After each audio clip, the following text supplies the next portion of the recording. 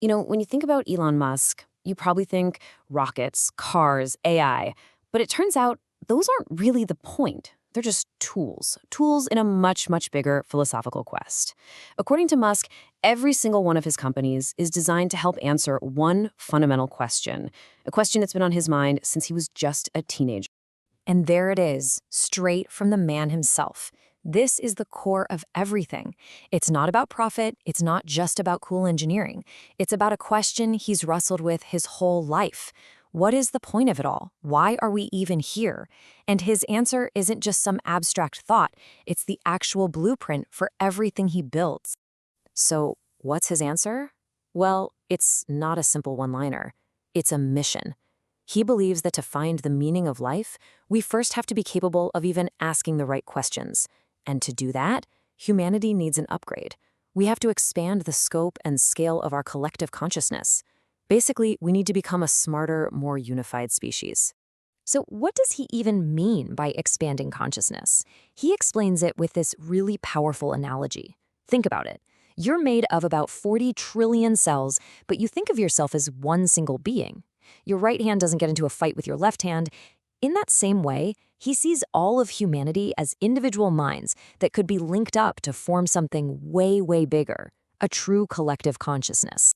Okay, but how in the world do you even start to build a collective consciousness on a global scale? This is where the high-level philosophy gets very real and very controversial. He sees his platform, X, as the essential tool for the job.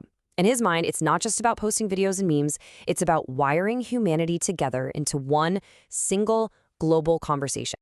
So here's the game plan as he sees it. First, you've got to have the digital town square where literally anyone can talk to anyone else. Step 2, you use tech like automatic translation to smash down language barriers, so a thought that's born in India can be understood instantly in Brazil.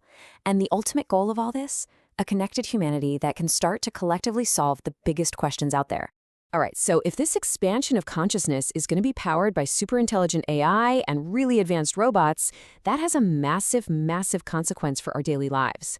I mean, what happens when the machines can do literally everything better and faster than any human can? Musk has a very specific prediction for this, and honestly, it's pretty startling. He believes that within our lifetimes, we're talking less than 20 years, maybe even just 10 to 15, work, as we know it, will no longer be a necessity. It will become a choice. I mean, this is a total paradigm shift. Think about it. Today, for most of us, work is how we survive. It's a necessity. In Musk's vision of the future, it's purely for personal fulfillment. You do it if you find it interesting, kind of like a hobby, but you absolutely do not have to do it to live a comfortable life. And this leads to an economic idea that goes way beyond something like universal basic income. Because of the insane abundance created by AI and robots, he doesn't just predict a basic income for survival. No, he predicts a universal high income, where goods and services are so plentiful that essentially everyone can have anything they want. So a future where you don't have to work and you can have anything you want, if that sounds a little bit like a video game to you, well, you're on the right track. Because the final, and let's be honest, the most mind-blowing piece of Musk's entire worldview is his argument that our reality is, in all likelihood, a simulation. Now, his core argument for this is actually pretty simple. He just says, look at the progress of video games. 50 years ago, we had Pong, 2 little rectangles and a dot. That's it. Today, we have photorealistic, massive multiplayer online games that are getting so good, it's getting harder and harder to tell them apart from reality. So if you just follow that trajectory, he argues it's basically inevitable that we will create simulations that are completely indistinguishable from our own world, assuming civilization doesn't, collapse or something. Creating these perfect virtual realities isn't a matter of if, it's just a matter of when. And that leads to the big statistical question. If there are eventually going to be billions of these indistinguishable simulated realities and only one original base reality, what are the odds that we, you and me right now, just so happen to be in the one and only original? The odds, as he argues, are astronomically low, basically 0. So let's pause. If we're probably just characters in a simulated story, and our jobs are about to become optional hobbies, how on earth are we supposed to find any purpose? Well, this is where Musk's grand philosophy becomes surprisingly practical, and it's advice that works whether you think we're in a simulation or not. His advice is really straightforward. Don't chase money, don't chase status. Instead, he says, just focus on creating things that are genuinely useful to other people. Try to contribute more to society than you take from it. Be a net positive. If you can do that, if you can succeed in creating real value for others, he says, the money will just naturally follow as a byproduct.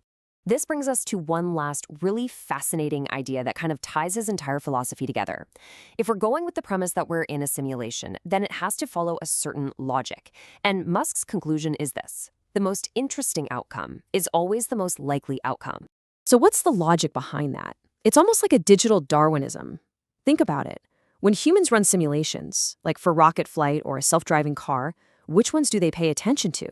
The interesting ones, right? The edge cases, the ones that reveal something new. The boring, predictable simulations? You just turn them off. Our reality, he suggests, continues to exist for one simple reason: because it's compelling. And that leaves us with this really powerful final thought. If we are living inside the most interesting story possible, our purpose isn't just to exist. It's to contribute to the plot, to make things more interesting, to push the narrative forward. So the real question for all of us isn't just what is the meaning of life, it's what role will you play in its story?